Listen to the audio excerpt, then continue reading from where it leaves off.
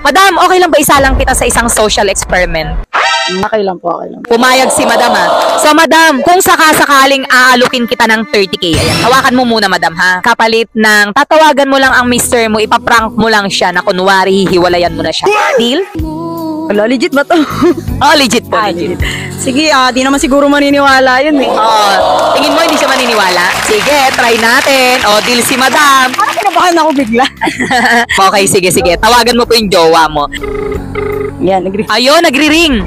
Ay, Bakit? may sasabihin kasi ako sa'yo ngayon eh. Ano yun? Hindi kasi, hindi ko kayang humarap sa'yo, kaya dito ko na lang sasabihin sa'yo sa cellphone. Oh, ano ngayon? Ano yun? Kasi sawang-sawa na din ako sa naging relasyon natin eh. Napapagod na ako. Gusto ko nang makipaghiwalay sa'yo eh. Talaga ba? Ngayon pa?